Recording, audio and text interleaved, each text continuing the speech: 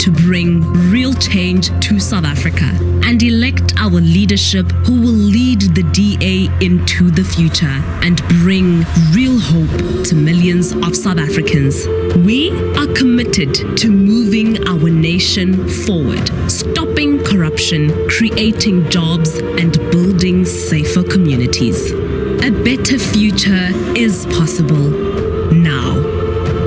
Welcome to the Democratic Alliance Federal Congress 2020.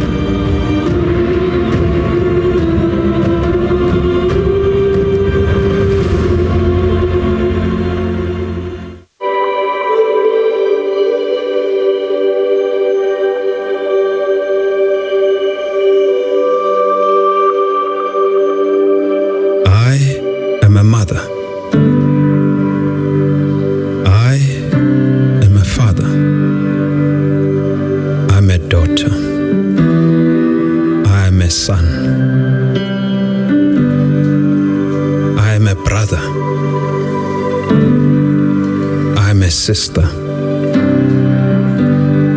I am a neighbor. I believe in freedom. Freedom to earn a living, go where I want, love who I want, say what I believe, and pursue my dreams. I am brave. Provider. I am whatever it takes. I believe in fairness. A fairness where our achievements are determined by our choices and hard work, not by the circumstances of our birth.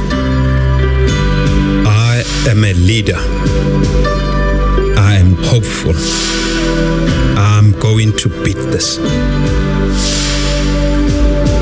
I believe in opportunity.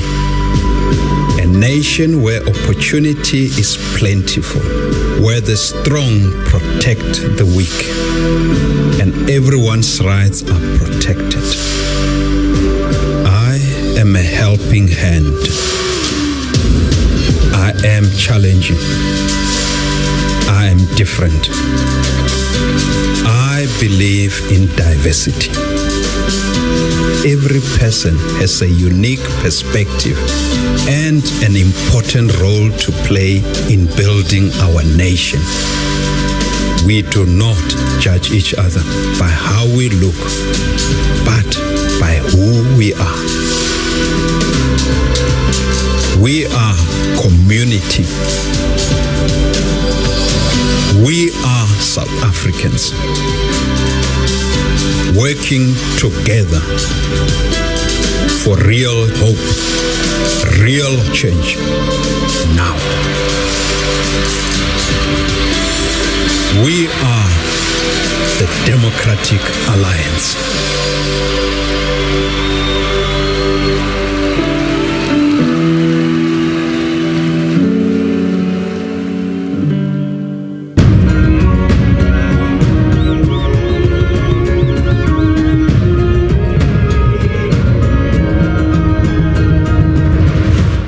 Democrats, South Africans, good day and welcome to the Democratic Alliance's 2020 Federal Congress. We're coming to you live virtually from across the country. I am your host, Karabo Lerato Khagau, ke toadi ya mo Afrika ngwanana Mosotho yana ka sebele. Mokubung wa matsatsa matibedi, kubukubung tsamarota re bone, bana beso dumelang. En ek is Richard Newton, 'n hartlike verwelkoming aan almal.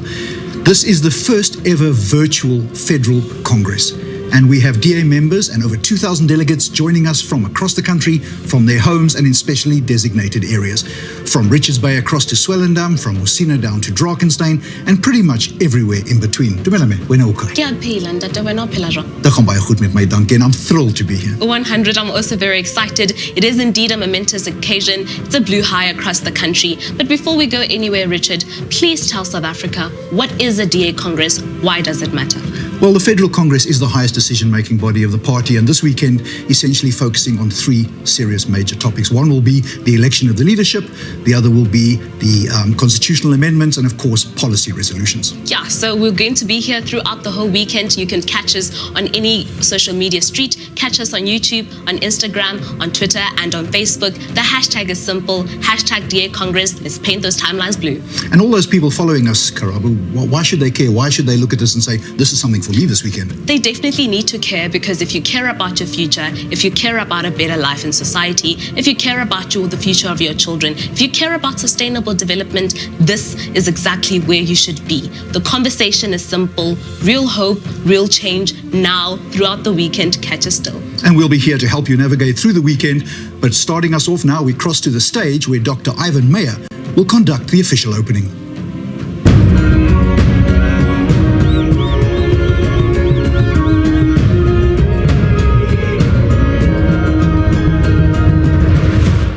Good day, colleagues, delegates, and all South Africans. Just over a year ago, we took a decision that we want to become a modern political party with a vision to become the majority in a new government in South Africa.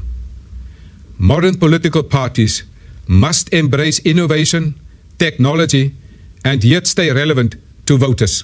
Today, I can proudly testify that the Democratic Alliance is the only political party that made a quantum leap into the new digital age of politics and yet stay relevant.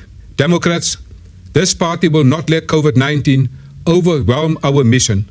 We are resilient, and we have adapted our functioning to move forward during this pandemic, to both withstand the health and economic crisis our country is facing.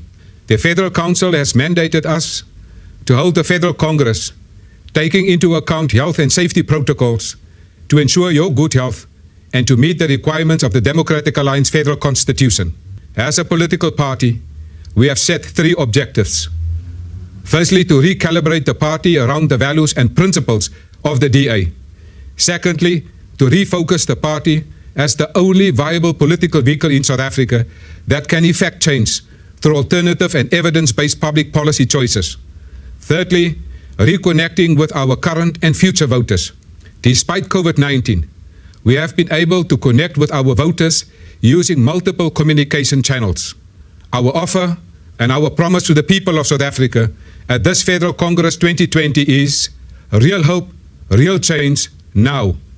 Real hope is a reflection on our extensive track record of fighting for what matters, for the rule of law, for fairness in South Africa, for open opportunities for all, and our commitment to keep up this fight every day while delivering the best governance in South Africa where we govern. Real change is our commitment to always do everything we can to deliver on our promises, to make urgent progress where we govern, and to turn around every town, city, and province where voters elect us. And as we build new majority to govern South Africa, it is our promise to rescue our country from the clutches of corruption. The word now represents the enormous urgency of our mission and our work. South Africa's struggle under the current failed governance. There is no time more important than right now to reassert the role of the Democratic Alliance in fighting for a better South Africa. We see the word now as a binding contract with the people of South Africa. There is no time to waste, and the DA is hard at work right now and every day. There are times in the history of nations where we need men and women to stand up and say no more. We want to restore hope, and we want real hope. We want real change, and South Africa needs it now, right now. Against this background, the Democratic Alliance is meeting over the next 2 days as South Africa needs a new beginning. We are meeting on the Zoom webinar platform and in hybrid venues across South Africa, in every city, town, village, on farms, townships, and in rural areas. Democrats, we have connected and we are united around a common purpose. Real hope, real change, now. Whether you are watching on a project screen, a television screen, a computer monitor, a laptop, a tablet, or a cell phone, you will have the same democratic rights at this Congress. I am here to uphold the Federal Constitution, and together with your presiding officers, we will ensure free and fair elections with integrity. We will encourage robust, constructive, engaging, and democratic debate. South Africans want and deserve a new government in South Africa that will uphold the rule of law, respect individual rights, constitutional democracy, private property rights, accountability, and protecting its citizens. Today, we have members and activists of the party joining us from all 9 provinces. I want to take this moment to welcome each of you to this historic event. Delegates of the Eastern Cape, led by your provincial leader, Ngaba Banga, and your provincial chairperson, Andrew Whitfield. I would like to congratulate you for being the first province to host a virtual provincial congress in South Africa successfully. You set the standard for all of us. Delegates of the Free State, led by your provincial leader, Patricia Kopane, and your provincial chairperson, Annelie Lotteri. You have not let up in holding corrupt government to account in seeking justice for the people of your province, including the victims of the Vrede Dairy project.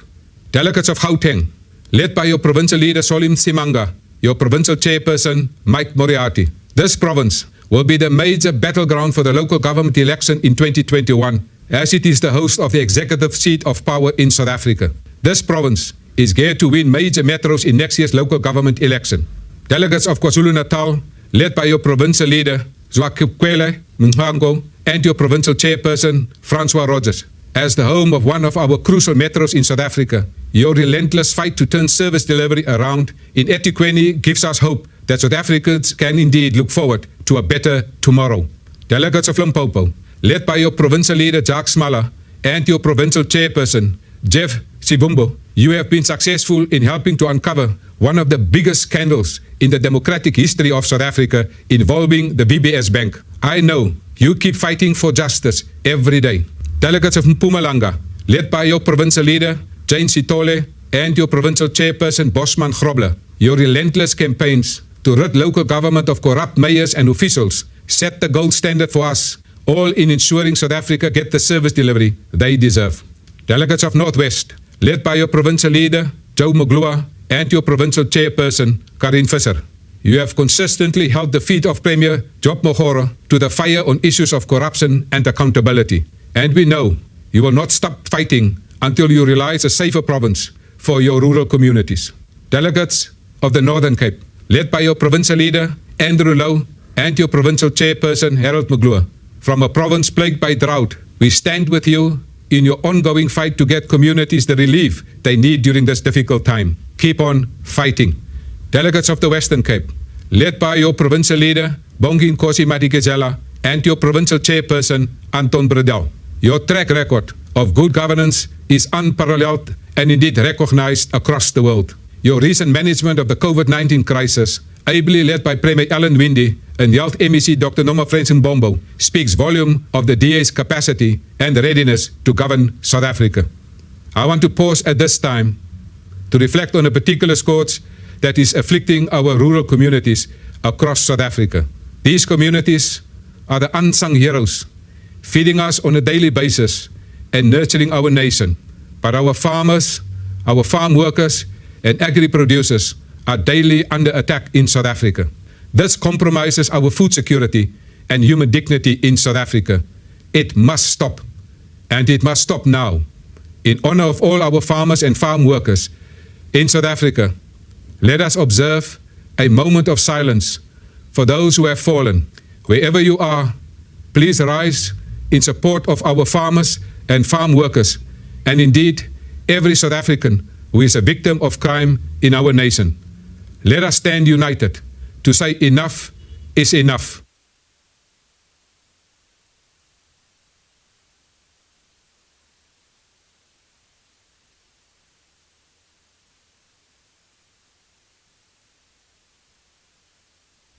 I thank you. Real hope, real change, now is not a slogan. It is a commitment, a social contract with South Africans. Delegates, thank you for joining the journey of real hope, real change, now. I thank you.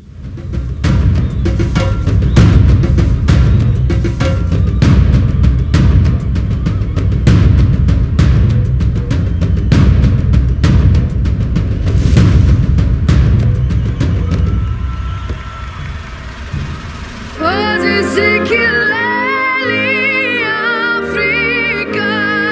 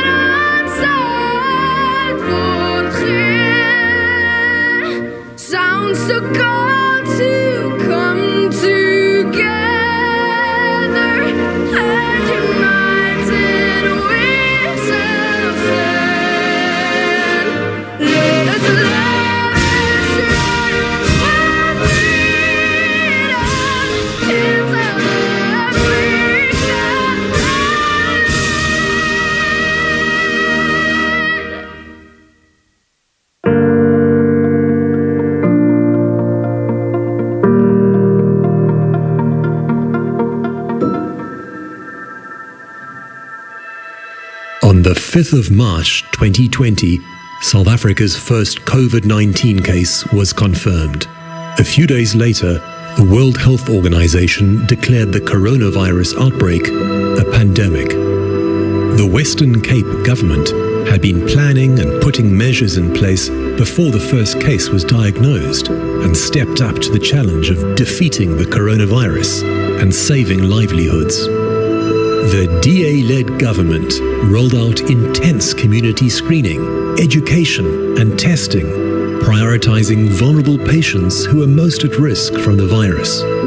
All regional and district hospitals were set up to admit COVID-19 patients, and all provincial healthcare facilities could test and diagnose.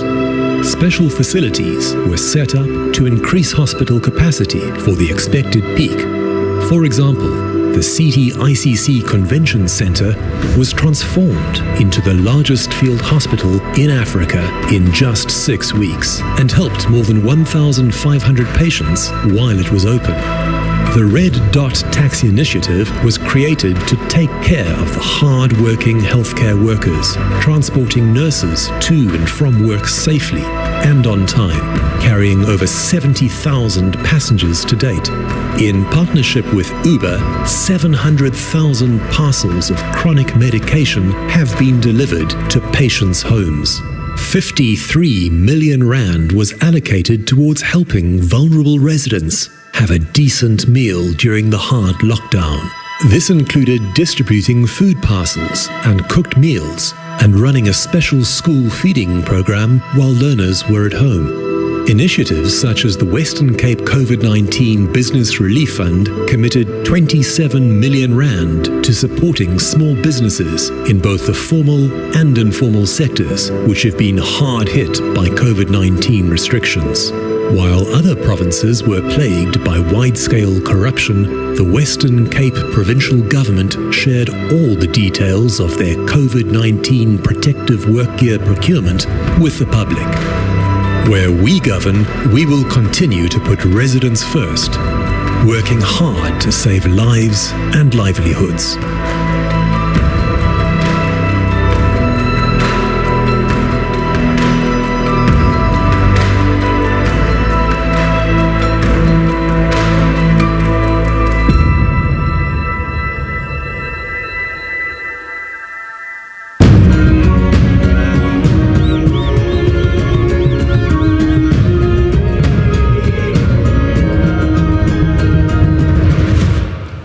Greetings, fellow Democrats.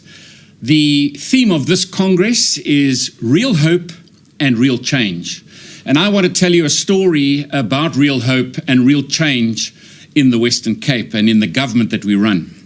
And I go back to the 11th of March this year when we had our first live case of COVID-19. I remember traveling to the Tygerberg Hospital to show the media our readiness for COVID-19. We'd already established our wards and our quarantine facilities in that specific hospital. And on the way there, I got the news that our first positive case was identified. That was really the moment that said to me, we are in this thing. But moving sort of earlier on, 2 weeks, we'd already started with our disaster management teams. We'd already started with establishing our new management models of Sundays, where we would do strategy. Mondays, Wednesdays, and Fridays, we would meet as a cabinet, but not just as a cabinet, as a full extended cabinet, including our municipalities, the City of Cape Town and our district municipalities, the mayors and the municipal managers, and all of our heads of departments. Included was South African Police Services, so that we could actually get a grip on the full management of COVID-19. I also think about those early days when saying to this team, what I didn't want to do was run out of beds, because we'd seen what was happening in the Northern Hemisphere and we could learn from other parts of the world. We saw that people were in parking lots and in passageways in hospitals, and I didn't want that to happen. We also saw in parts of the world that coffins were piling up. So you had the spectrum of people waiting for care and people dying, and everything in between. And we had to make sure that we had a response for the full spectrum for COVID-19 in our province. And we set about doing that. And here we are, still busy with managing COVID-19, but 8 months later, and we showed that as a government, we managed to produce an 862-bed hospital in our CTICC, our convention center. We produced that in 6 weeks. But not just one hospital, we produced 4 hospitals in our province in the matter of weeks. This showed us as a province and as a management team that we could really do things in a very different way and very efficiently and speedily. We also produced a partnership with the taxi industry, something that you would have thought of beforehand, government and taxis. We were always at each other's throats, but here we built a partnership called the Red Dot Taxi System, where more than 70,000 nurse trips happened, where nurses were actually conveyed from their homes safely to their hospitals or places of work and back home again during curfew and during times when frontline workers were feeling under huge pressure. We managed to build a partnership that is going to change the way public transport works into the future. Then when it comes to medicines, we know that people queue from 4 o'clock in the morning at our clinics and our hospitals, specifically elderly and people with comorbidities. These people were at risk during COVID-19 and during the peak of the pandemic. So what we did was we put a partnership together and we now deliver medicines to your home. More than 700,000 medicine parcels have been delivered to people at their homes, changing lives forever. People will no longer have to queue early mornings to go and fetch their medicines at our clinics and hospitals. They will be delivered at their homes forever. If I think about innovation, nasal oxygen, while people were looking at how do we save lives in our hospitals, we were looking at the rest of the world running out of ventilators, and we came up with nasal oxygen supply, high pressure, and we were actually able to give high-end care to people just even in ordinary hospital beds, changing things forever the way that things were done. We made sure we didn't run out of oxygen. We made sure that we delivered food across the board. We delivered more than 15 million food parcels between government and the private sector. In our schools, we made sure that school children continued with their feeding. Despite pressure from national government and other provinces stopping feeding, we continued through this whole pandemic to feed children at our schools. We made sure that we were also open and transparent with our communication. From day one, kept the citizens up to speed on what was happening with this virus. We established a dashboard that was updated every single day. And this was used by business, by citizens, to understand what was happening across this province. And this dashboard, incidentally, has now won a silver award, competing with private sector in innovation and tech across our country. And our dashboard in government won a silver medal for the work that our department has done in that space. We made sure that our management was wall-to-wall across the province, and we still do that. Even though we've flattened the curve, we still run monitoring across our province wall-to-wall. But now we're moving into the next phase, which is continually making sure that COVID-19 is flattened and monitoring, but now it's the recovery stage. And as a government, we've now chosen 3 sectors that we will focus on. The first is jobs, and jobs now. We've lost 321,000 jobs in our province, and we have to claw every single one of them back. We've got to cut red tape. We've got programs where we've put 27 million rand in place so that businesses, small businesses, can have access to the funding to get their businesses up and running again. We've helped our artists with funding so that they, during lockdown, could continue to feed their families. We really are cutting red tape to make sure it's easy to do business so that we claw back those jobs that we've lost during COVID-19. Safety. The second focus of our government. And one of my key mandates from day one in being elected to the province and being elected and putting my cabinet together. And we will continue with safety. we put the first 500 law enforcement officers or LEAP officers in place. And I mean, that was one of my most exciting moments in the last year when I watched those 500 law enforcement officers march in to the Athlone Stadium in time, and looking at the sheer volume of officers and knowing that they were going to be deployed into communities where gangsterism is rife, where murder is high, and our target is to halve the murder rate. Continuing with the rollout of our safety plan, but it's not only boots on the ground. It is also violence prevention, going to the causes. And every single minister in our government has got a safety priority. And every single department is focusing on making sure that we are getting a grip on violence prevention, stopping the causes so that we can halve the murder rate in our region. And then the third focus area in recovery is one of dignity.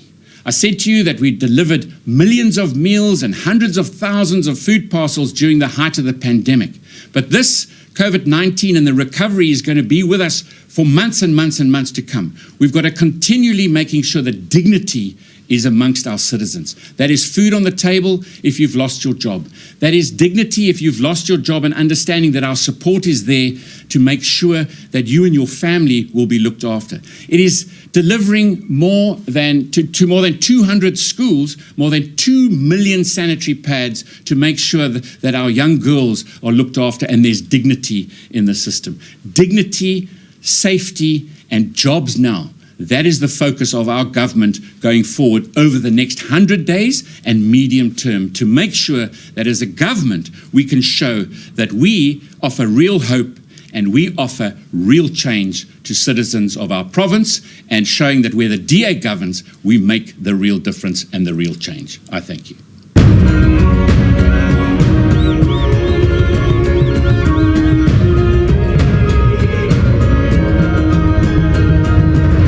Africa, there it is, you have it, the kind of change that South Africa deserves. The DA difference. You need real hope, we need real change. Now, where the DA governs, the people are put first.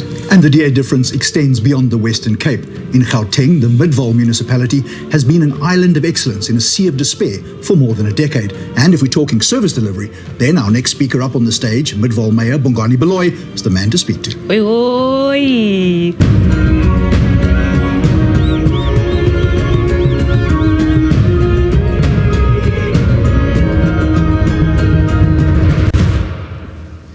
Ladies and gentlemen, Democrats, it's my pleasure to be here today to participate in this very important Congress of our party. Let me start by saying, real hope for our future is in our hands. We need to move with speed and effect the real change that we've envisaged as an organization. This will enable us to reach greater heights and achieve much more for our people. I believe that together we can achieve much more and make our democratic dispensation meaningful for everyone. A better future is possible when we all pull together in advancing our noble call, which is to serve the people of our republic. The success of democracy hinges on good governance and institutions free from corruption and maladministration. And this is what the DA can deliver. Midvaal local municipality can attribute its success and achievement to this very important principle of good governance. This principle embodies ethical leadership, political will, and consequence management. For the past decade, we have been receiving numerous awards, and amongst others, Best Governed Municipality, 6 consecutive clean audits, and Top Performing Municipality in Gauteng, and many others. This did not just happen. It was because we took a firm and conscious decision to adhere to the principle of good governance and DA values. We pride ourselves to be a public institution which conducts its public affairs, manage public resources, and guarantee the realization of promises in a sustainable manner, free of abuse, maladministration, and corruption, with due regard for the rule of law. In the recent past, our municipality has been coined the fastest growing municipality in Gauteng due to our rapid economic growth. We have undergone radical change from a quaint country area booming to a tourism, recreational, and industrial center in the south of Gauteng. A report by the Gauteng provincial government ranked Midvaal as Gauteng's top performing municipality in terms of quality of life. We are also within the top 10% of high-scoring municipalities in South Africa. Some of our major achievements have been attracting business establishments along the R59 corridor. And this has brought with new opportunities for job creation and sustainable livelihoods for our residents. I believe as a party, we are the only hope for South Africa. Together, we can do more. I thank you.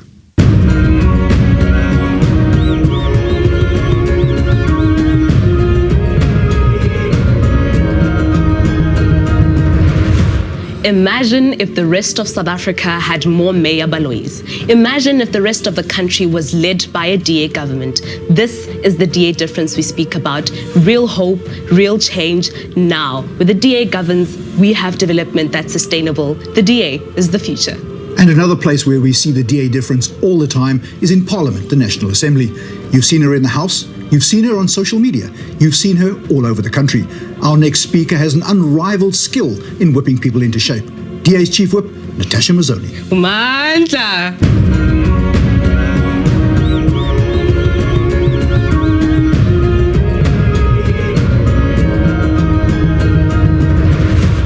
Good morning, Congress delegates. What an absolute pleasure it is to give you feedback from the Shadow Cabinet and the DA in the Parliament of South Africa. Upon the realization that the pandemic was about to hit South Africa and that we would be going into a hard lockdown with very little notice, Parliamentary Leader John Steenhuisen instructed me to call together and chair an extraordinary emergency meeting of the extended Shadow Cabinet. We sent letters indicating our full support to the President, Speaker of Parliament, and ministers during this crisis time. It was a time for us to unite as South Africans and fight this virus with our collective South African might. Unfortunately, after the initial 3-week hard lockdown period, it became frighteningly apparent that the governing party was unable to steer us through this unprecedented time. So the DA did what we do best. We took the lead. Immediately, led by our parliamentary leader, John Steenhuisen, a COVID recovery plan was developed. All shadow ministers detailed their plans of how to assist and rebuild their respective portfolios. We started a series of work streams chaired by shadow ministers that saw various DA public representatives from across all 9 provinces and all 3 spheres of government working together to find solutions to this now mammoth problem that faced South Africa. We started the difficult process of outlining how to save lives as well as livelihoods, from police brutality to social grant failures, from UIF disasters to winning court cases to get the economy open again, from the health department meltdown, except in the Western Cape, a tourism state of disaster, transport nightmares across the country, an intrusive defence force, a washing line border fence, and an education system left in turmoil. The DA Shadow Cabinet worked harder, smarter, and more determinedly than I have ever seen any grouping work before. I am therefore grateful to have this Congress platform to thank the Shadow Cabinet for their exceptional work during the COVID pandemic. You are the unsung heroes of South Africa, and the honour is mine to call you colleagues. Thanks to the unrelenting pressure placed on the Department of Energy, we are finally seeing the opening up of the energy sector to allow diversification of energy supply, and thanks to the continued pressure brought by the DA's emo bill, Eskom will finally be unbundled. The wheels of justice may turn slowly, but turn they do. We are finally seeing the fruits of our labour as those who tried to steal the state piece by piece through the web of state capture are arrested and brought to book. Our motion to have the public protector removed from office is before the House. And finally, let me end off by assuring Congress, under the watch of this Shadow Cabinet, no faux Gucci revolutionary group of fascist thugs will be allowed to terrorise our country. We have laid criminal charges against the EFF for incitement of violence. We have reported their racist remarks and messages of hate to the Human Rights Commission, and we are using every avenue available in Parliament to hold them to account. On behalf of the Shadow Cabinet, I would like to thank Dr. Ivan Meyer for his unwavering support, Helen Ziller for her immediate reaction when we needed to pursue legal charges, and each and every one of you, our proud DA public reps and members, for assisting us in all our actions and our campaigns. Enjoy Congress. The Shadow Cabinet wishes you joy, good health and safety. This is Parliament, signing out.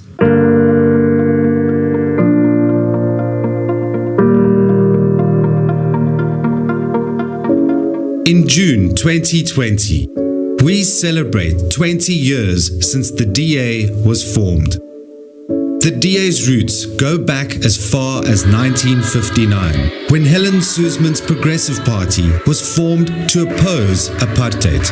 the Progressive Party paved the way for the Democratic Party, which played a vital role in negotiating South Africa's democratic constitution. In 2000, the party evolved into the Democratic Alliance out of a need to build a strong opposition to protect and strengthen democracy. Since its formation, the DA has grown substantially, from an opposition party to a party of government, from humble beginnings to having over 20% of support in national and municipal elections. The DA is the only party with a record of non-racial electoral growth and is a viable alternative to the ANC. Over 7 million people live in DA-run municipalities across the country and in the top-performing province in South Africa, the Western Cape. The DA-run Western Cape has the lowest unemployment rate of any province. More children stay in school to matric here than anywhere else. And DA-run Cape Town has been voted the most trusted metro for 7 years in a row. The DA takes its role of protecting our hard-won democracy seriously. It was the first party to call for a comprehensive rollout of antiretrovirals when AIDS denialism was at its peak, be it through a 7-year court battle to get access to spy tape evidence that finally has Zuma in court in connection with fraud, racketeering and money laundering charges stemming from an arms deal in the late 90s, to the DA's relentless pressure in Parliament that eventually saw the establishment of the Zondo Commission of Inquiry into State Capture, and the battle to pull back the curtain on corruption at state-owned enterprises such as Eskom and Prasa. The DA's efforts has finally seen former President Zuma pay back the money wasted illegally upgrading his Nkandla home. The DA is doing everything possible to defeat the COVID-19 pandemic, making constructive proposals for how we can get South Africans safely back to work, protecting everybody's constitutional rights by launching a court case to stop government's ban on NGOs distributing food to desperate and hungry people, and challenging irrational lockdown laws like the use of discrimination when deciding who gets relief in this difficult time. In all communities, we are fighting to protect every South African's right to own property and feel safe in their own homes. Today, and for the last 20 years, the DA has been at the forefront of democracy, working hard to make life better for every South African.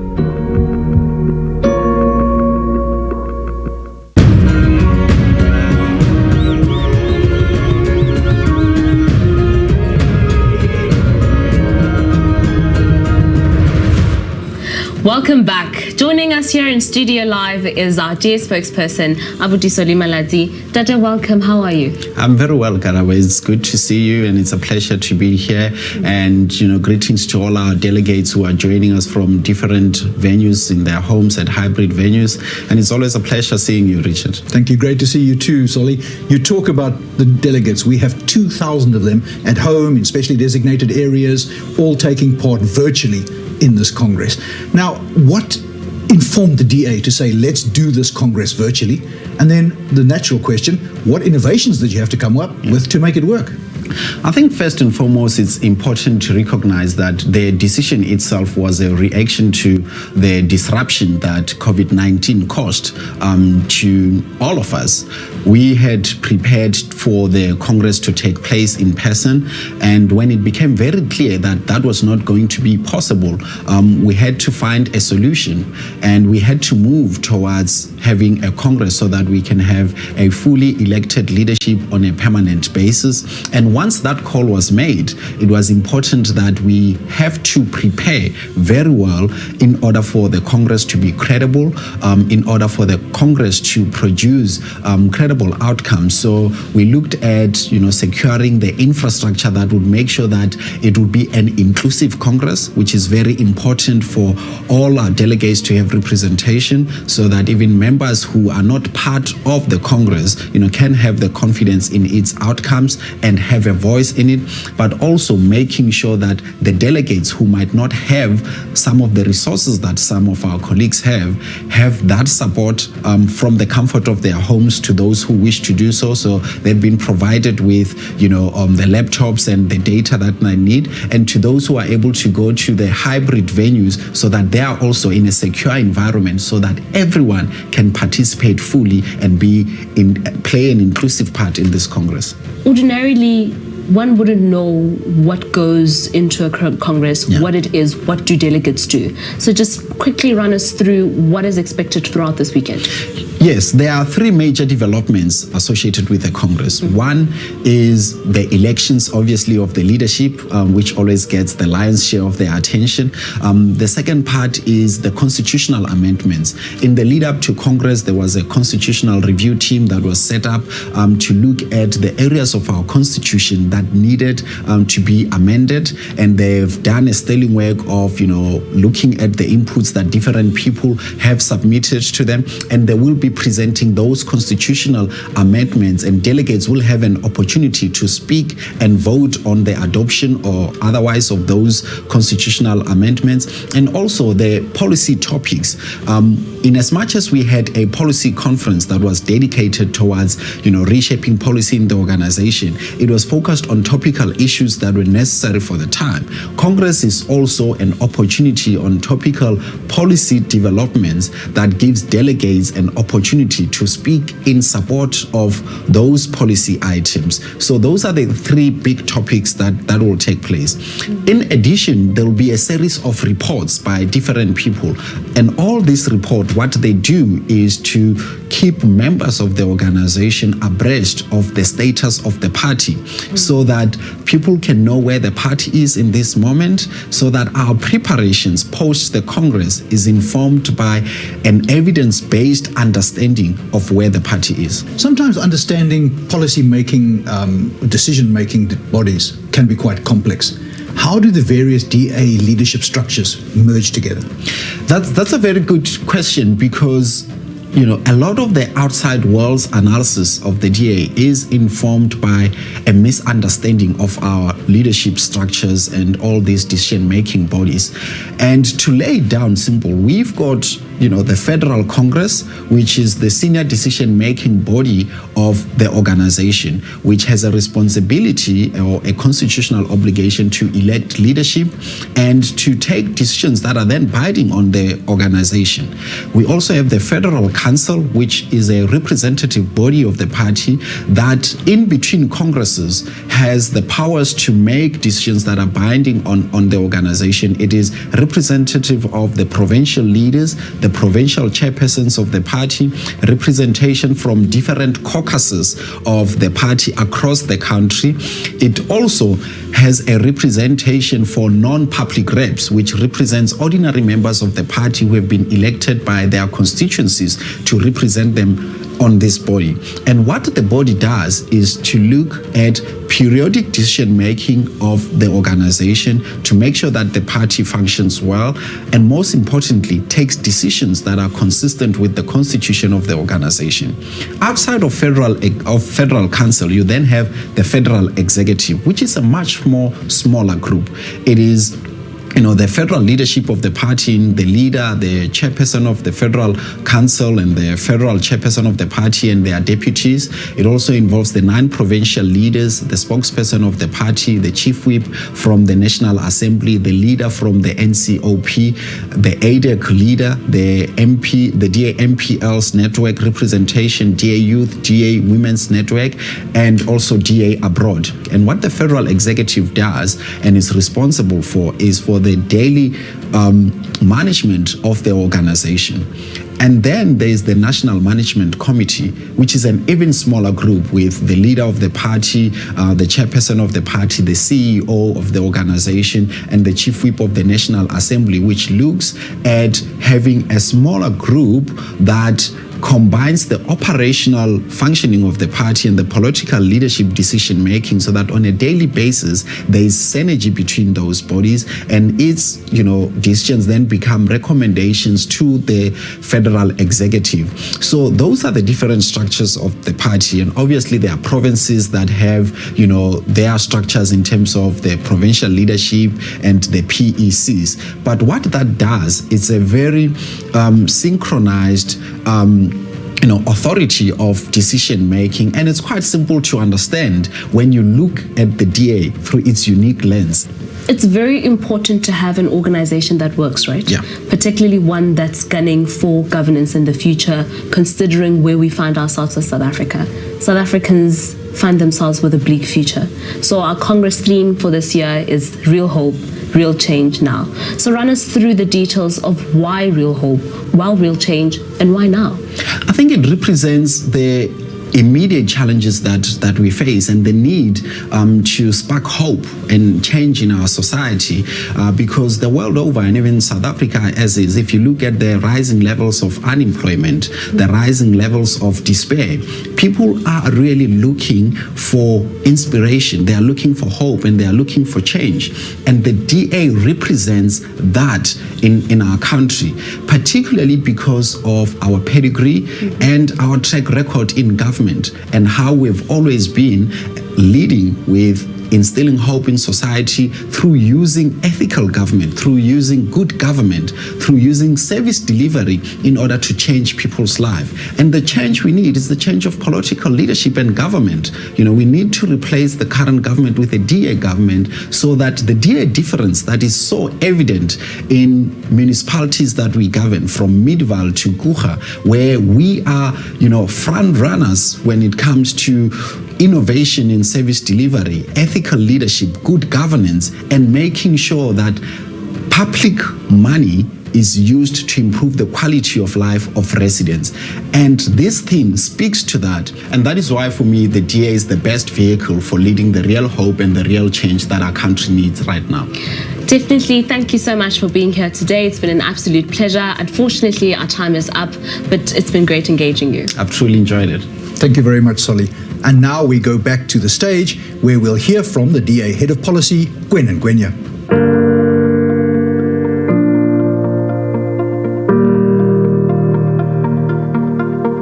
There is a great deal of pain and suffering in the world and in our country, and it may not be unusual for a nation to find itself confronting a challenge, whether that is a stagnating economy, or high levels of unemployment, or high education dropout rates, or a health system that does not serve the needs of the population, or even high rates of malnutrition and stunting. It is, however, a sign of a deep and unusual crisis for a people to be facing all of these circumstances at the same time. South Africa is in trouble, and the light at the end of the tunnel looks increasingly faint. It is not just an older generation whose fears that they will not see a prosperous South Africa, but many under the age of 34 have never held a job and may have no hope of it in their lifetime if South Africa continues on the path it is on. But it is never too late to do today what we should have done yesterday. This is why we committed ourselves to holding our most inclusive policy process to date, due to the urgency for a coherent policy foundation upon which to build the rest of our offer. And that was before we knew just how relevant the COVID-19 pandemic would make the decisions of that weekend. The national government's often irrational response to COVID-19 has made worse an economic situation which was already desperate. As racial and nationalistic tensions mount in our country, we had to take a hard look at why do South Africans continue to be poor. I know it, and I know many at home know it, that it increasingly has little to do with race. There are actions which will make a country poor, and there are actions which will make a country prosper. South Africa's national government has created an environment where it is easy to do business and get ahead in life if you have a political connection. But it is very hard if you are an honest, hard-working South African with a plan. While many youth are sitting at home with a degree, cadres are making money because their party membership is their matric certificate. Tenderpreneurs fill their garages with cars with the money meant to upgrade public services. Division provides a distraction. When we are angry, we do not see as clearly. They want us to think we are poor because we are black, but the color of your skin cannot make you poor. However, governments can make people poor. The National Party decided that it was going to use the color of skin to decide who will be poor and who will be comfortable. The ANC has decided it is going to use the colour of your skin and whether you are a loyal cadre or not. The majority of South Africans are not poor because they are black. There is no poverty in our features. South Africans are still poor because we still do not have a government that serves everyone and not its own people. That is why the DA's economic justice policy wants to do two things which no South African government has ever done. One, to build an inclusive economy for all, and two, to put an end to apartheid racial classification.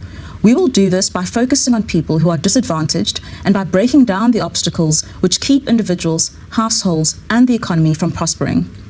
This includes one, prioritizing economic growth, recognizing that an inclusive economy is a growing one, not one where a shrinking taxpayer base provides increasing support to an increasing number of unemployed. Two, the economic justice policy also focuses on ways to improve both the quality of South African education and the time spent in education. Three, the need to increase the participation of women in the economy by amending legislation which entrenches the unequal sharing of childcare responsibilities. Four, access to both private and public health care. Five, ensuring that no child is stunted and that emphasis is placed on early childhood development. After all, the best way to ensure good outcomes is by providing a good start. Six, addressing the low savings and investment environment in South Africa, which keeps households vulnerable to shocks. And seven, making sure our government serve the people, not themselves, by having lifestyle audits for politicians and government officials. If we focus not on an elite enrichment, but addressing the needs of the disadvantaged, we can beat the past and build the future.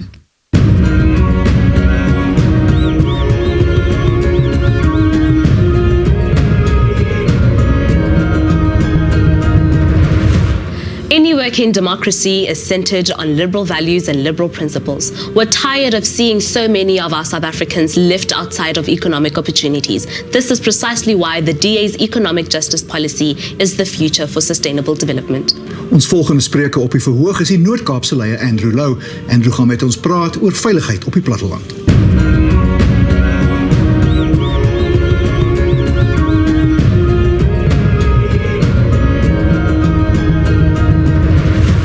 Welkom by ons federale kongres, 'n uitsonderlike oomblik, wêreldsklas.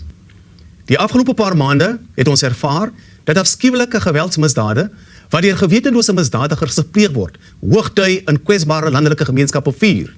In my tuisprovinsie, die Noord-Kaap, is een van die gruwelikste familiemoorde gepleeg. Die brandgesin van Hartswater is in Julie maand op hulle klein hoewe aangeval. Die lyke van 83-jarige Daniel en die 73-jarige Breggie is in vlakgrafte gevind. Die verminkte lijk van hulle 54-jarige dogter Elsabie was in 'n veld gevind. Daar is soveel ander soortgelyke voorvalle wat dwars oor Suid-Afrika plaasvind.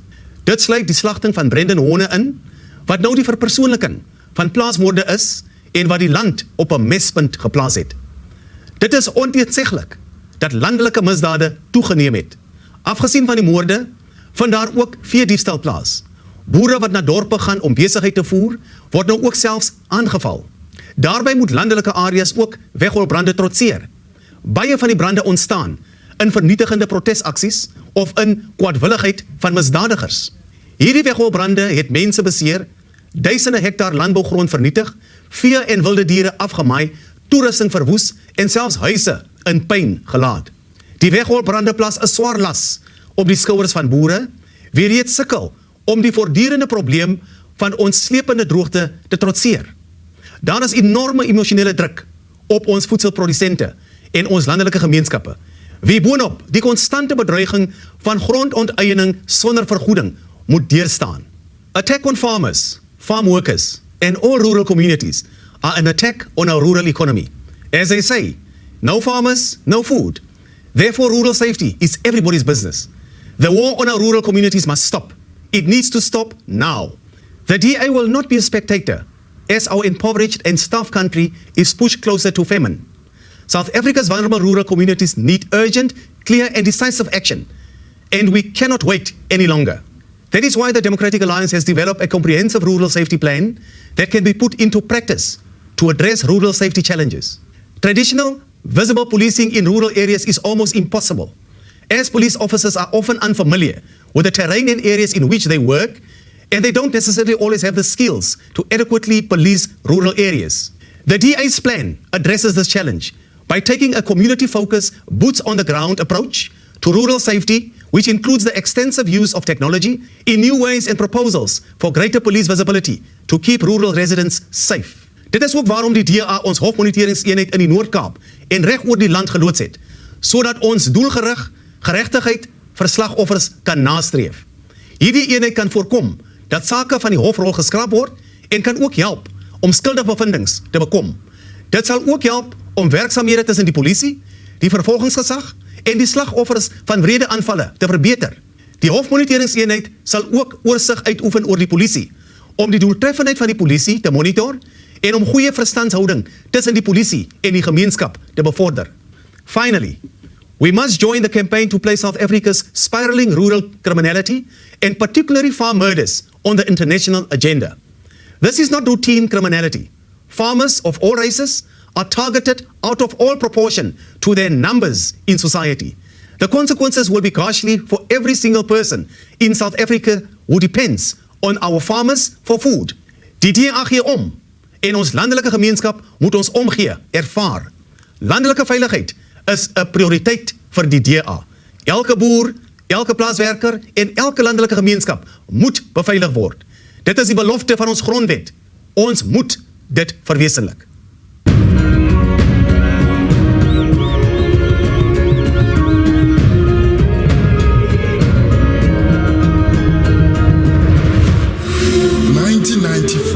Was a great moment in our country's history. We were united, we had hope, we all shared the same dream of one South Africa for all.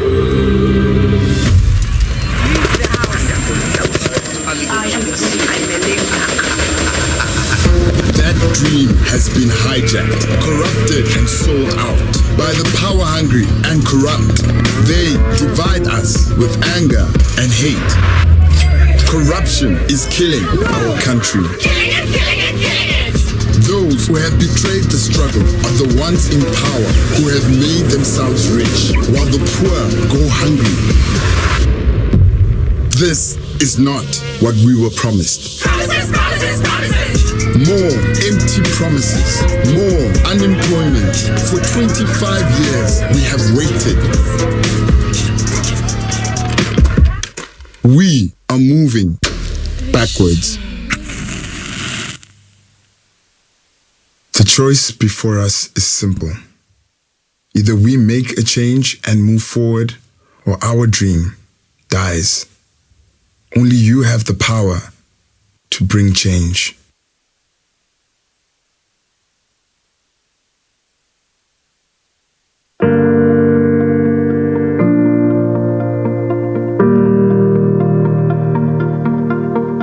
Democrats, let me take this opportunity to greet you all in the name of hope, in particular young people across the DA and South Africa. I want to acknowledge and appreciate you, all the members of the party, activists, branch chairpersons, constituencies, regional and provincial structures, public representatives, staff members across the country, putting the time, putting the work to make sure the DA remains a thorn in the foot of injustice. I want to acknowledge the ground in which we stand on. It is, Democrats, ground zero for the fight for South Africa. A fight that can only be won when hope triumphs over fear. Hope is defined as an optimistic state of mind that is based on the expectation of positive outcomes. It is in the precipice of darkness where some might say, let's call it a day, that hope begins. The stubborn feeling that if you just show up and try to do the right thing, the dawn will come. You see, Democrats, hope is not just a state of mind for us in the DA. Hope is action. Hope is doing something different. What we need to get at this weekend is what the importance of this effort is. It would seem to me that the youth, in which I mean the future of South Africa, are the true engines of progress in South Africa. Not the government, not the right or the left. It is young people and our ability to keep hoping that keeps us going. Today we are here at a federal Congress because we have hope. hope in this party, hope in South Africa, that this Congress will be a culmination of ideas that reconfirm that hope is indeed better than fear, that hope is passion for what is possible, that social and economic and political freedom is possible in our lifetime, that hope for quality health care where you are not given a Panado for every sickness and not having a medical aid is not a death sentence. Hope, Democrats, hope for an economy that serves us all, where an entire generation of young people are not set to lose everything or to never work a day in their lives. Hope that institutions of higher learning understand that we only have our dreams and nothing else. Hope for equal wages for men and women. Hope for the end of pit toilets for children in rural areas. In other words, dignity. Hope that never again will a young person be shot on the street by the people who are supposed to be protecting us. Rest in peace, Nathaniel Julius. Hope that we will be safe in our homes, our communities, and not murdered mercilessly. Rest in peace, Brendan Horner. Hope that South Africa will bring an end to gender-based violence and keep women safe. Rest in peace, Tsukufatso Pule. Bantu baseMzantsi Afrika, sinimamele, siyaniva, siyanibona xa nisithi anifuna urhulumente obolileyo. Xa nisithi nidikiwe, kodwa ke ngesixhosa kuthiwa ithemba liyaphilisa. Sicela abantu bethu bangalahli ithemba. Kibuwa kaTshepo. Hope, Democrats, that only we can achieve this together. In a polarized South Africa, there will be no winners, only losers. We can only succeed if we work together to fulfill a vision of our Constitution, to improve people's lives, and to defend each other's rights. We believe unshakably in the values of non-racialism, rule of law, good and clean governance. While there are other parties that may say the same thing, only the DA practices what it preaches. That is why, together, we must be strong and a caring core of the new majority. This is the only way forward for a prosperous South Africa. Together, we can bring a new democratic consensus and take all people, in which I mean all South Africans, to an authentic, solution-driven, people-centered society. So in the debate of the people versus corruption, the debate of the people versus violence, the people versus racism, the people versus injustice, it is without question that we must stand with the people. If the older generation refuses to make room for new ideas, if they continue to choose normality to the detriment of our future, we will, as young people, occupy that space and do it ourselves. I thank you very much.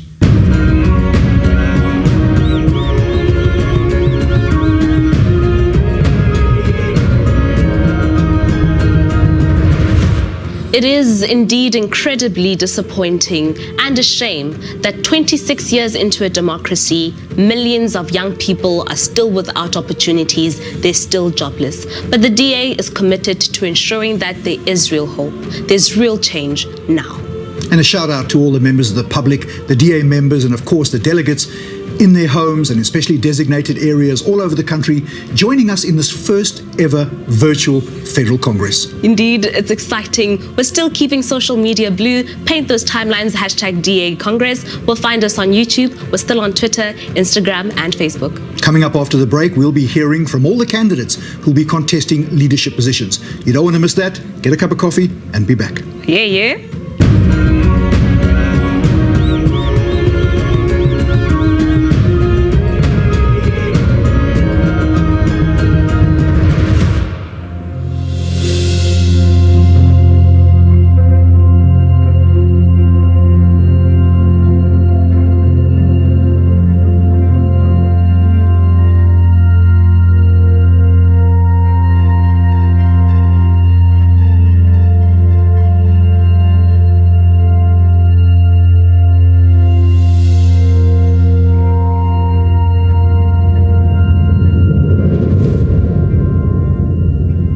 South Africans, we come from a hard past. In many ways, we are still a nation divided. A nation with a hard future ahead. We are used to living in a world of us and them. The ones we trust and those we don't understand.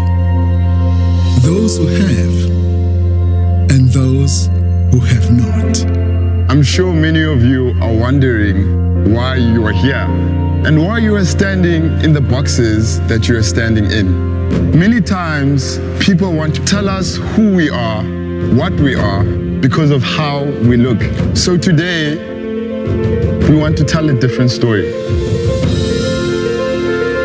When we take the time to really see one another, then there is us. Those who voted in 1994 and those who were born free, the breadwinners and those of us desperately looking for a job. Some of us love Gqom and some can't pronounce Gqom. And then there are those who simply love to dance.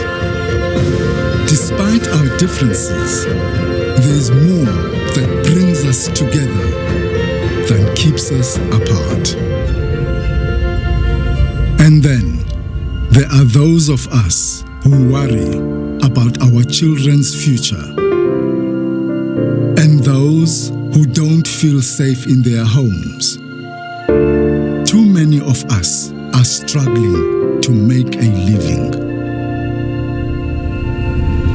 But all of us dream of a better tomorrow. We who refuse to give up hope. We who refuse to be divided. We who want to work together to realize the vision of Nelson Mandela. United, we will bring a better future for all of us.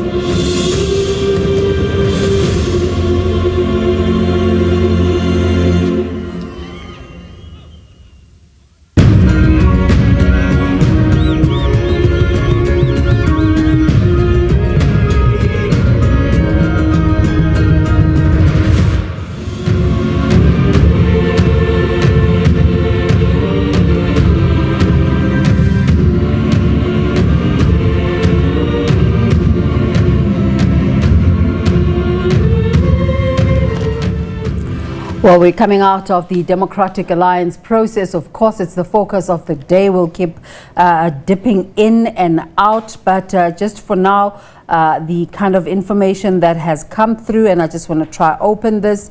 The DA Federal Congress presiding officers, they have announced the following candidates who have been nominated respectively. They have a nomination for Federal Finance Chairperson, which is uncontested, and it's only one person there, George Dion. And the nomination for Deputy Chairperson of the Federal Council, there you have James Masango and Walters Thomas. Chairperson of Federal Council, Mike Moriarty and Helen Ziller.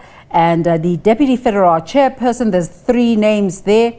Let me see. Okay, it's Deputy Federal Chairpersons.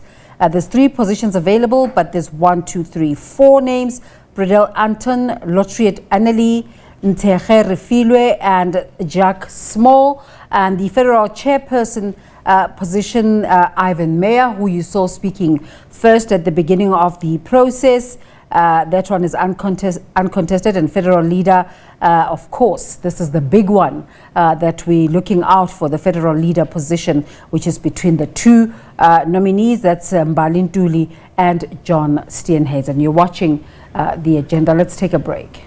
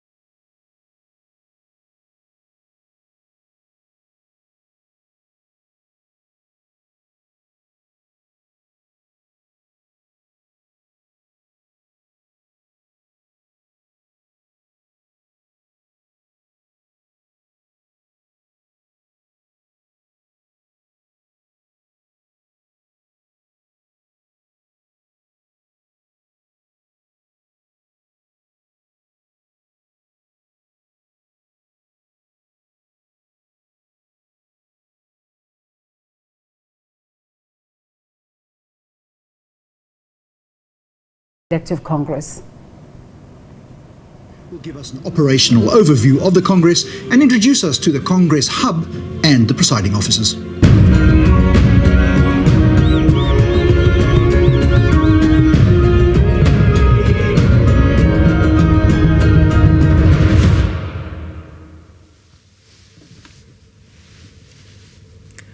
Good morning, fellow Democrats, and welcome. My name is Simon Dickinson, and I'm the party's CEO, and I therefore lead the DA's professional staff. I work closely with the federal leader and the chairperson of the Federal Council to ensure that our operations fully support party structures at all times. Since receiving a mandate from the Federal Council, and at the request of Dr. Ivan Meyer, we put together a Congress Organising Committee. The committee has carefully ensured that this elective federal Congress meets all the requirements of the DA's federal constitution. The committee has been meeting on a regular basis, overseeing project work streams and completing the various activities to make this weekend a success. This included creating a studio facility here in Mill Street, Cape Town, from where we are broadcasting today. We continue to forge ahead with our internal democratic processes and have risen to the challenge of doing this during the lockdown by holding a virtual Congress. I'd like to thank delegates and viewers watching at home for your time. We're joined this morning by approximately 1,220 delegates logged on individually on the Zoom platform, as well as approximately 810 delegates at 35 hybrid venues across the country. Some venues vary in size from as little as 2 people up to 108. This digital and hybrid approach has ensured everyone from all communities can fully participate in this elective federal Congress. We have helplines available to support delegates this weekend. For any Zoom technical queries, please message us on our WhatsApp line, which is 061 374 9769. I repeat, 061 374 9769. Please note that this is a no-call number. For an alternative to WhatsApp, you can SMS us on 081 531 9108. I repeat, 081 531 9108. This line is for SMSs only. You can also speak with us in person by calling us on 010 020 6043. I repeat, 010 020 6043. I want to thank our leaders and our staff for ensuring that the appropriate health protocols are in place at the hybrid venues. Delegates, please let us adhere to the social distancing requirements and the wearing of face masks when coming into contact with one another. Please sanitize your hands regularly. I will now hand over to our presiding officers, Greg Crumbach and Desiree van der Walt, who are coming to you live from the Congress Hub in Cape Town. I thank you, and I wish you a very good Congress.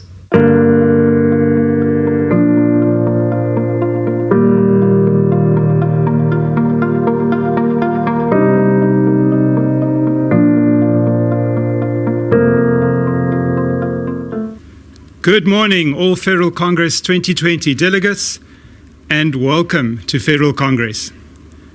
Together with my colleague Desiree van der Walt, it is our singular honor and privilege to be your presiding officers for Federal Congress 2020. Our job as presiding officers has been to make sure that our Federal Congress is free and fair in every sense of these words, and that our Congress follows due process.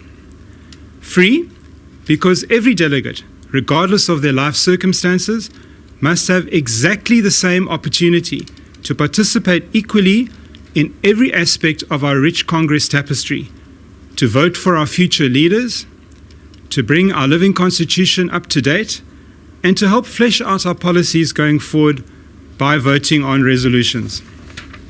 We have sought to achieve this by setting up nearly 40 hybrid venues where delegates can participate fully without having to worry about having the right equipment or signal strength. And fair, by making sure that every delegate and every candidate is subject to our democratically adopted Constitution and rules, that equal opportunities are afforded to all, and that the rules are applied fairly and consistently to everyone. I am very proud of our party and its members in that every challenge we have encountered thus far in this rather unique environment has been met and resolved by sharing of views and agreement. We would like to record our appreciation to all these role players, the Congress Organising Committee, our party structures, leadership, our professional staff who have worked late into the night for months, and of course our delegates and members who participated in branch elections to choose our delegates with us today. We are especially pleased to have worked closely with the candidates to discuss and agree on issues of mutual interest such as impartiality, debates, the setup and leadership of hybrid venues. Thank you for working with us to make sure that Congress 2020 is the resounding success we all desire. And, like I'm sure all of you, I'm looking forward to our final candidate addresses during Congress itself, one of many highlights in what I hope you will find to be an exciting and uplifting program. We have so much to be proud of in the Democratic Alliance. I now hand over to my co-presiding officer, Desiree van der Walt, for her opening remarks.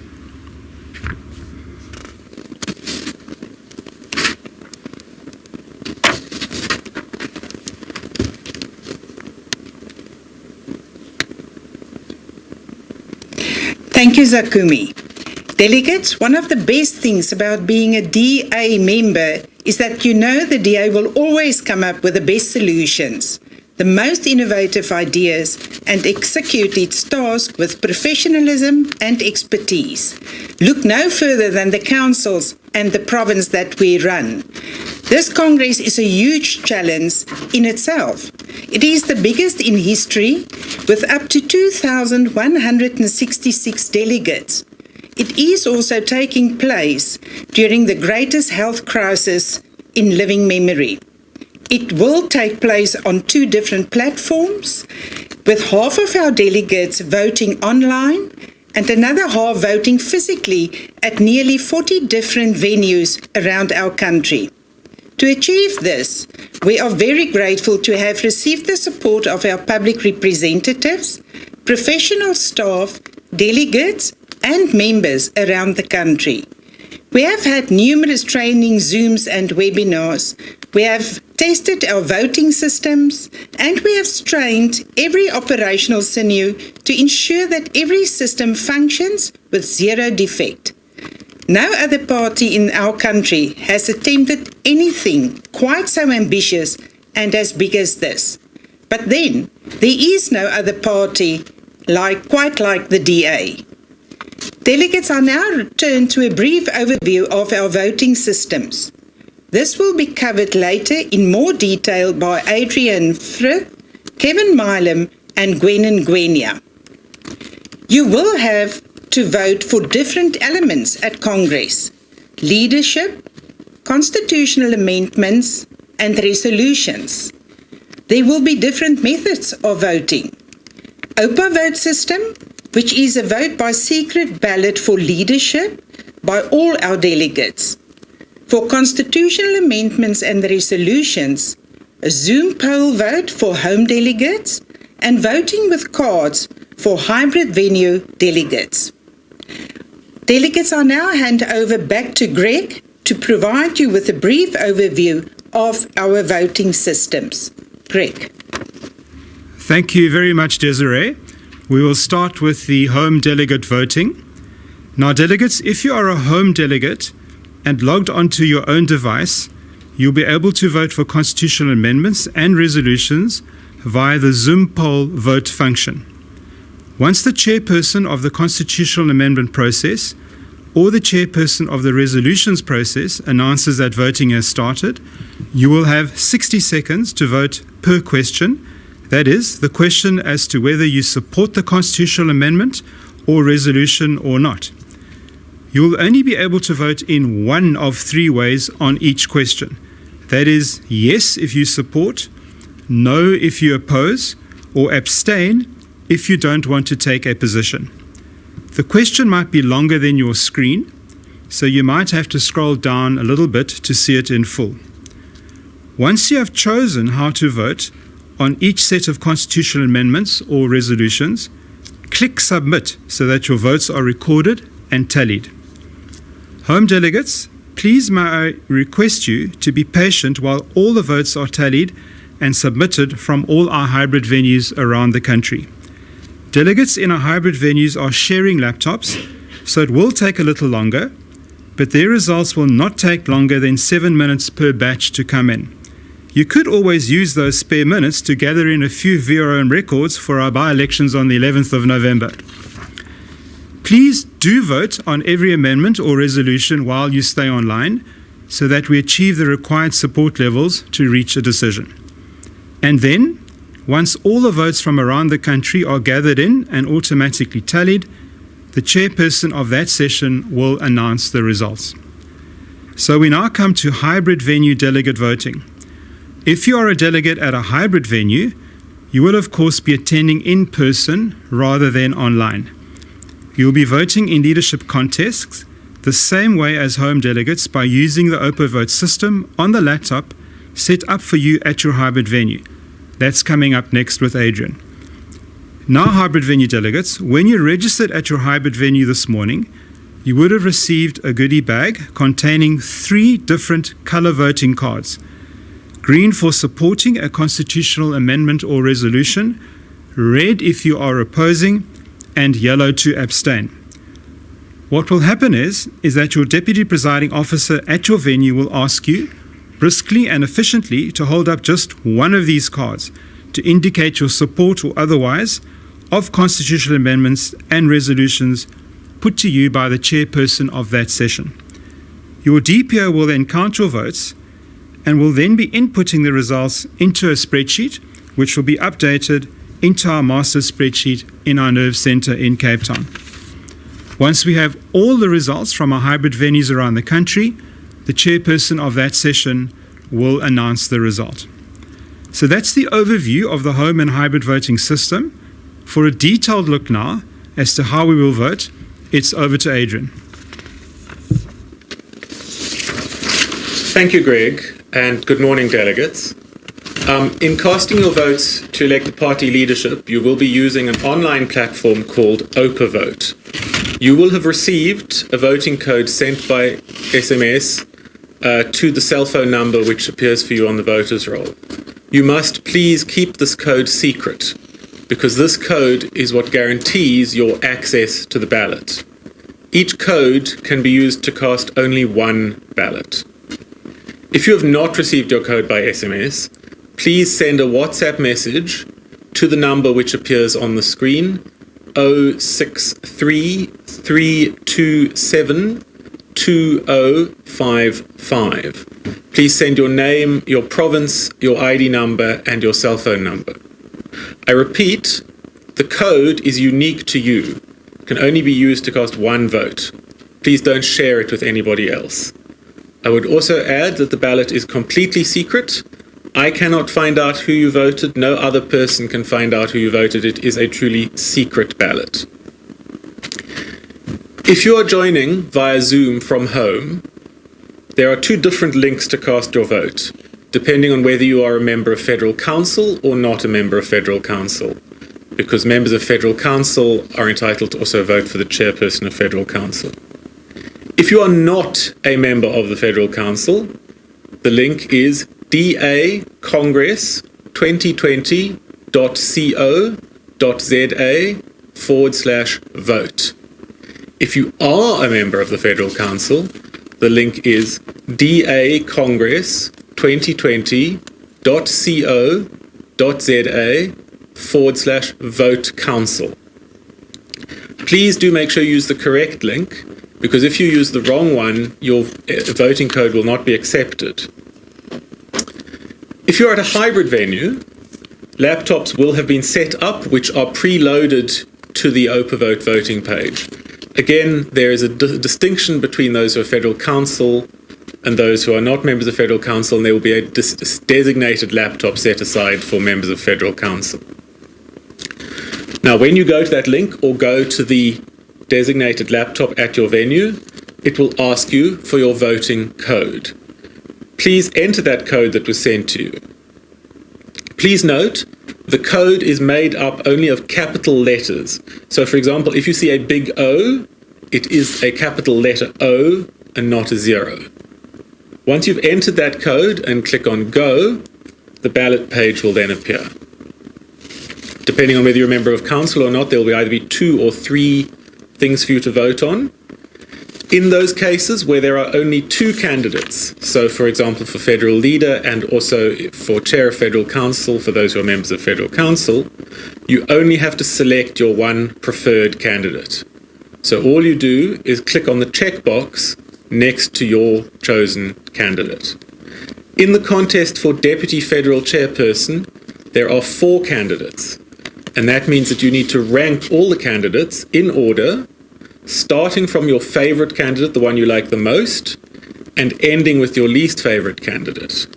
So to do this, find your preferred candidate in the list of names on the left and click on the Add button next to that name of your preferred candidate. That will add that person to the first position on your ballot paper.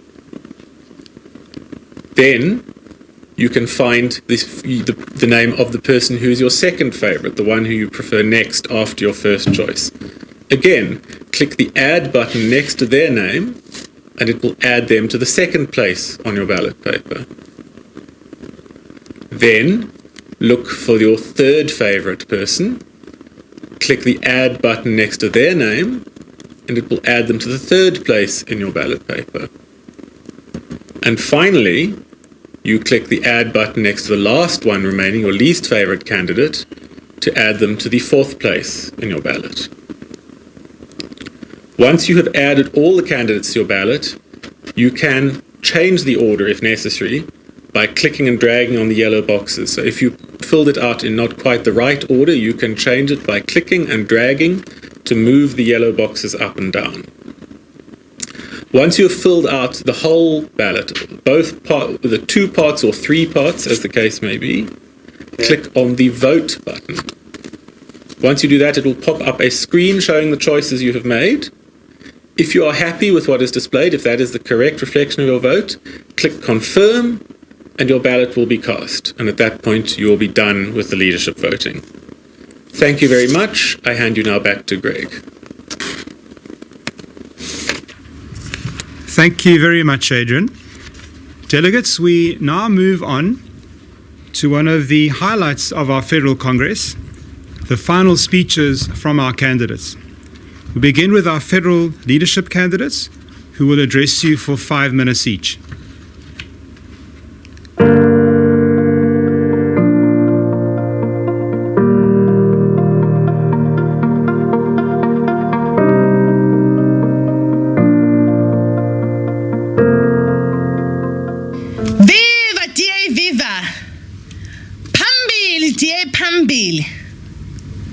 Democrats, I am so excited to address you one final time today and to really set out my vision for what I believe could make the Democratic Alliance kind, strong, and fair in a way that would also help us to show South Africans that we are ready to take the Democratic Alliance to being a majority government in this country.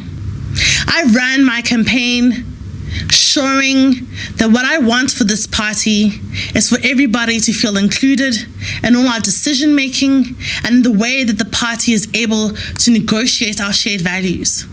I don't think that disagreement or seeing things differently is a bad thing. The idea of diversity as part of our principles is the one that should be cherished the most as a Democratic Alliance. And I want to move our party into a place where everybody feels that they have equal ability to be able to say where they believe the Democratic Alliance should be going and how we should be talking to voters on the ground. Because we only exist to try and win votes to show people what the Democratic Alliance could do. And so I believe that the best things about us is that we have good people. So many of us work so incredibly hard for this party, devoting our time and our energy away from families because we know that the cause that we are fighting for is the one that will make sure that all South Africans are able to live a prosperous life. We have great governance where we've been able to show citizens that they need to lend us their votes. And I want us as a party to really leverage that to being what we decide to do going forward everywhere. Let's show people what the Democratic Alliance is. Let's show them who we already are. And as your leader, it's why I've said, for councillors, I want us to help empower them with resources, training, equipment, whatever it is that they need to build the kinds of profiles and the brands that can really show South Africans at the coalface of our politics that the Democratic Alliance is serious about being with them every single place. Mengoba singekho nabantu laba khona abasoze basikhola ukuthi singakwazi ngempela ukuthi sibafezele inkinga zabo sikwazi usibasize ngezinto abadinga ukusiza ngazo.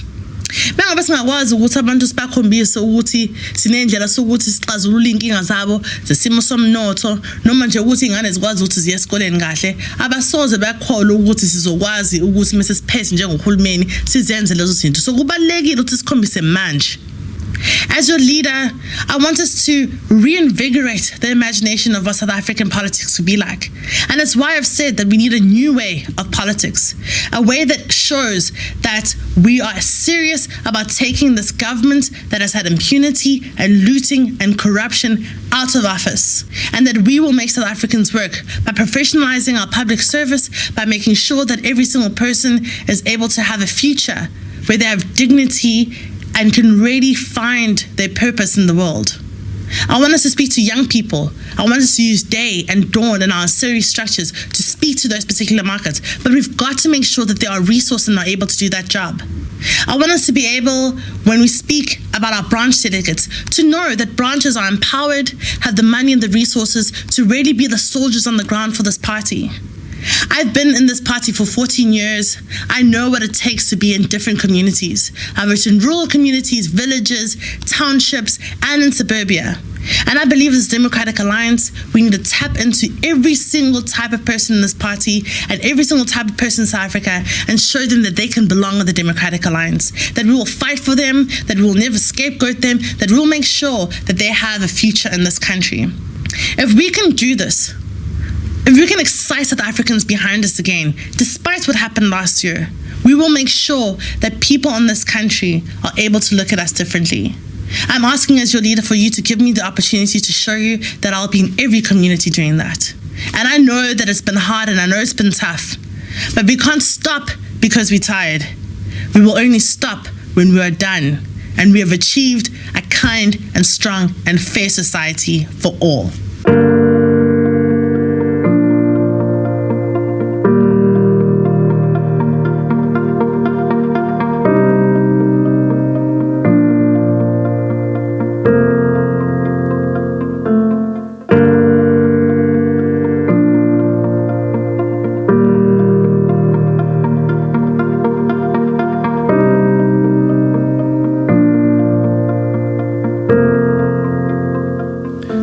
Fellow Democrats, when I put my hand up for the position of interim leader a year ago, I did so because I care so deeply for the party I have served for over 22 years.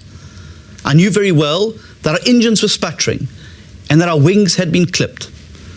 But instead of threatening to leave the party I love, I asked all of you to join hands with me. And instead of criticizing the DA and the media, I worked hard to rebuild its image. Because we all know that South Africa can only work if the DA works. It has now been exactly 1 year since we adopted a review report that set out the hard truths about what we needed to do to fix our party. As we look back on these past 12 months, I think we can all agree that they've been even tougher than many of us could ever have imagined. But perhaps more than at any other time in our proud history, this past year has also proven the fundamental strength of the Democratic Alliance. Under my leadership, we've not shirked away from the challenge that confronted us. Instead, we did what all truly great organizations do in difficult times. We rose to the occasion. When the going got tough, I made sure that the DA got going. The single most important fix we've made over this past year is our renewed focus on the ABCs of politics: activism, branches, and campaigning. When I first joined the DA as a member of my local branch in Durban way back in 1994, I spent my day knocking on doors, talking to people, It was then that I realized the power of true activism. Committed activists were the secret ingredient behind the DA's rise from a 1% party to become the official opposition in 1999. And I really believe that reigniting our activist base will be key to winning power from the ANC in 2024. Times may have changed, but there is no substitute for face-to-face communication with voters. So, under my watch, gone are the days of investing more in buying smart tablets than on training activists. Gone are the days of treating activists like little more than survey workers. Gone are the days of Facebook politicians taking credit for the hard work of our activists. And gone are the days of people being parachuted into positions at the expense of our hard-working members. In the many virtual and in-person meetings I've held across the length and breadth of this country, I reaffirmed my deep commitment to restoring discipline, including message discipline. We must stop talking only to ourselves. And we must stop talking to the media about our internal party matters. From now on, every single DA member must focus on the voters, all of them. Every South African deserves to know our fantastic vision for the country and how we plan to rescue it from this criminal clique in power. We must give people permission to hope again. Let's give them the audacity to dream of a better future, a promise of stability in a world that has never been so uncertain. Colleagues, the DA is once again ready for takeoff. We've repaired the holes in our fuselage, and we've installed powerful new jet engines, and our passengers are excited for the journey that lies ahead. That is why I had faith in you and the party to have this Congress, so we can finish what we've started. The turbulence is over, and the next leg of our journey must begin. It's time to open the throttle and take to the skies. I'm John Steenhuisen, a proud member and a lifelong activist for the Democratic Alliance. As I've done for my entire adult life, I pledge to always protect and promote our party against even the toughest odds. I'm battle-tested, and I'm ready to lead you in the fight to save our beautiful country. It'll be the fight of our lives, but together we can win it, and together we can march towards that new horizon of hope that beckons for our party and our country.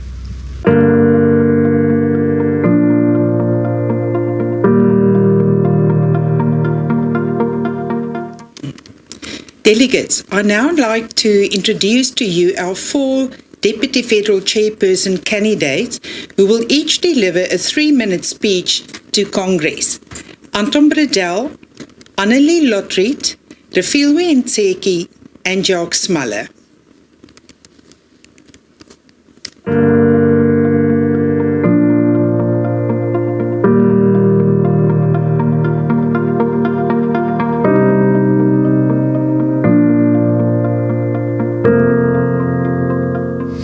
I'm Anton Bredell, a proud member of the Democratic Alliance for the past 20 years. I've been privileged to serve the DA in the Western Cape as chairperson for the past 13 years. Over the past 13 years, we have accomplished all our goals, from building the DA brand governing only 3 councils to winning the Metro as well as the province in 2009. The DA is privileged to have 4 deputy chairperson candidates of quality, and I am very privileged to be one of them. It is challenging to build a party and save a country, but even more challenging to govern well. The DA in the Western Cape's track record over the past 20 years speaks for itself.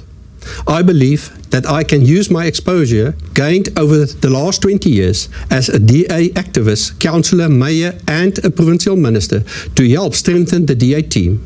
A position must never be about power, but always about your responsibility.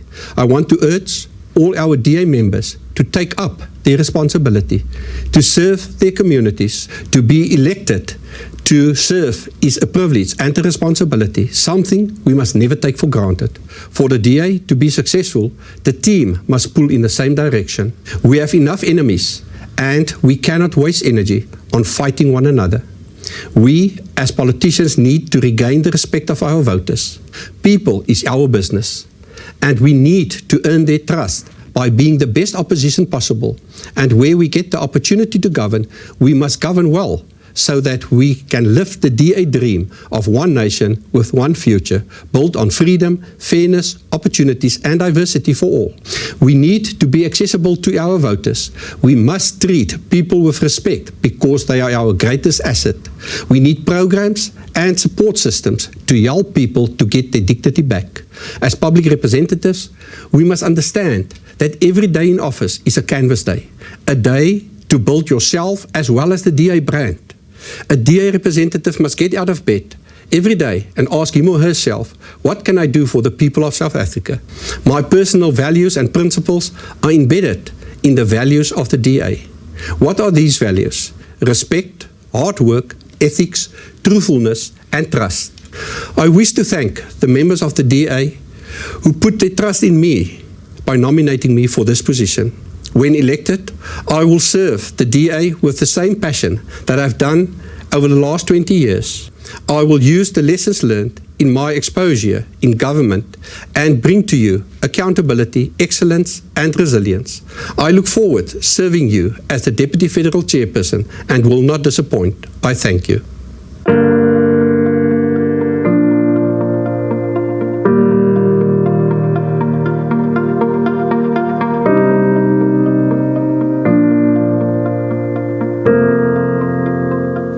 Fellow Democrats, at Federal Congress this year, we have a unique opportunity. We have a chance to reshape a dynamic party that provides a clear alternative to the ANC's failing policies and corruption, and an alternative to those who wish to divide us on the basis of race, religion, and background. If history has taught us one thing, it is that we are stronger together. A collective of individuals free to be themselves and to make a dignified contribution. But make no mistake, for us to grow and to present this clear alternative is going to require strong leadership. Leaders who are experienced, beyond reproach and approachable, kind yet decisive. As you know, Ivan Meyer has been elected unopposed as chairperson of the party. And I wish to congratulate him on this. But as Ivan will be able to tell you, such a position requires the backing of individuals who will be the core source of stability for our party. The position of a chairperson, albeit provincial chairperson, parliamentary caucus chairperson, or party chairperson, requires a steady hand, a clear grasp of processes, and a lot of background work to keep the ship steady. As Deputy Chairperson, I will have the opportunity to use my experience and understanding of what it takes to give our Federal Chairperson all the support he needs to be successful and to bring about such stability. Even more so, what we all desire now, more than ever, is for sober, clear and fair decision-making within the party. During this time, the collective of my ambition is to build a better future for my and your children, grandchildren and their generations. To know that the decades that I and so many of you who helped build this party were not wasted, and to ensure that we can look forward to a future where every South African can feel included in our party and within our beautiful country. To ensure that we build a party where everyone is recognized and acknowledged, and where everyone has a voice. To help us get on track, I'm asking for your support by making me your number one choice.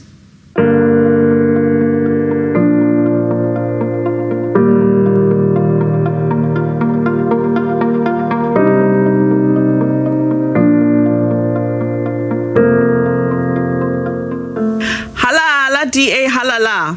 Fellow Democrats, my name is Refilwe Ntsege and I'm running to be re-elected as a Deputy Federal Chairperson.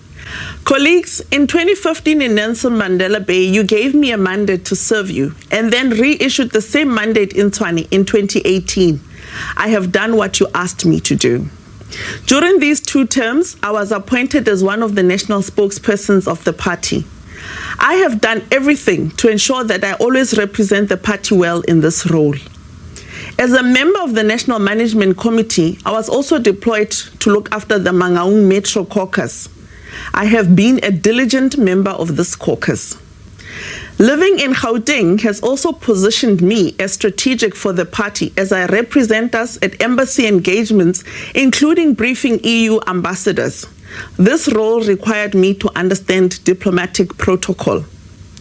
After the review panel, I was also asked to investigate Schweizer-Reneke in terms of its contribution to DA losing Afrikaans voters during the 2019 elections. I have also been a representative of the federal executive at many mayoral selection panels throughout the country. I am also a sitting member of the Gauteng East Selection Panel for Councillors and that of the DA CEO.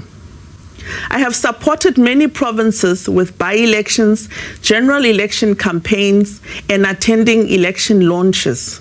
In some instances, I've even been asked to investigate tensions with difficult caucuses. Sometimes I'm asked to do speaking engagements in different provinces.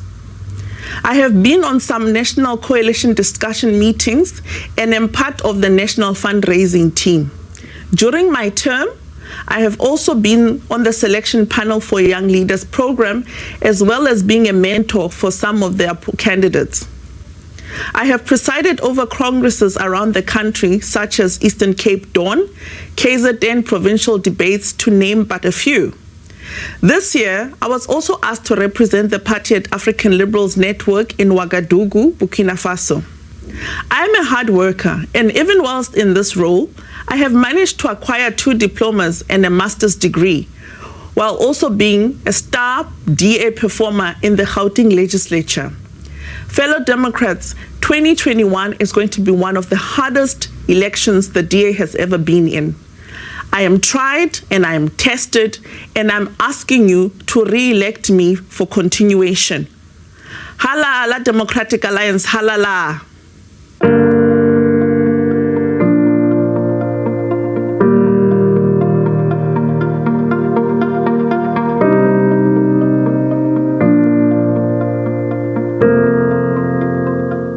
Good day, Democrats.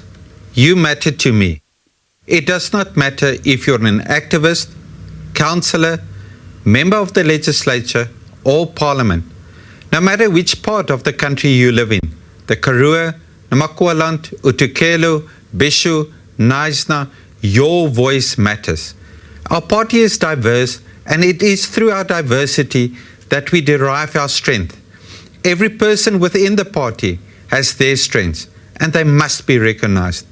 I believe that we must lend an ear to every member of the party, whether you are an activist, a councillor, or an election specialist, whether you live in the rural areas or in the city. Your continuous contributions has led to the DA's growth and has shown that we are a resilient party that has overcome many hurdles. We are the generator of an effective and viable solutions to effectively govern South Africa. This we have proven in our municipalities and metros. I have played a part in the growth of the DA for 23 years as an activist, a councillor, a member of both the NA and the legislature, FedEx, and many other positions. I was elected the Limpopo leader in 2012 and was proud when our province won the Province of the Year in 2018 as a team. My extensive experience over the last 20 years has helped me to lead, make difficult and very strategic decisions. The future of politics is one of coalitions, and the DA is positioning itself to be the majority shareholder of the moderate middle. We have succeeded in keeping our coalitions together in Limpopo with both the EFF and the ANC.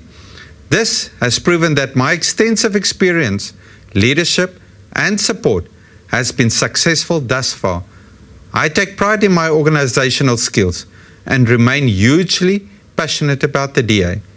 Whether we are doing door-to-doors, marches, petitions, I will be there to support every structure of the party.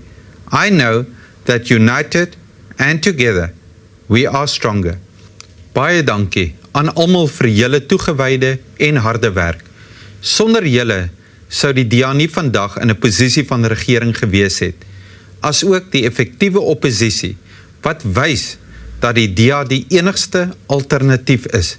Rikolua, Kavurimisele, Lavo, Hau Fatu Lihoro Lashu La Democratic Alliance. I thank you for your support.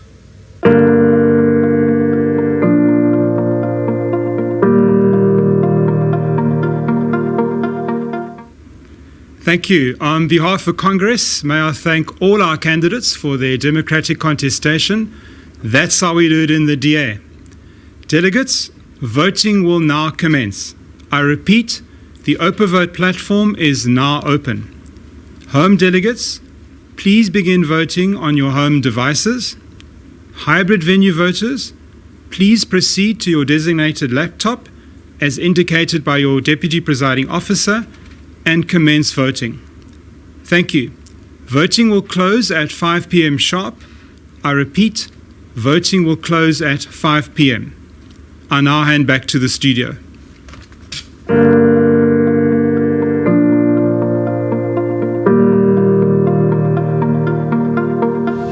Democrats, there you have it. We've heard from our different candidates. They've given us their offer for the future of the DA.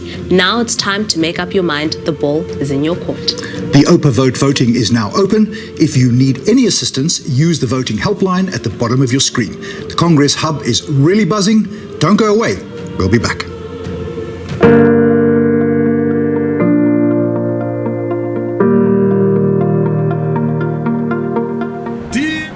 Well, we're coming out of that process from the Democratic Alliance Federal Congress 2020. As you've just heard, the different candidates have stated their cases, and we'll be going back there. The SABC News will be going back around 4:30 this afternoon when results start to trickle in. But of course, the final result only being announced tomorrow in terms of the choosing of leaders within the Democratic Alliance. Stay with us for all of this coverage.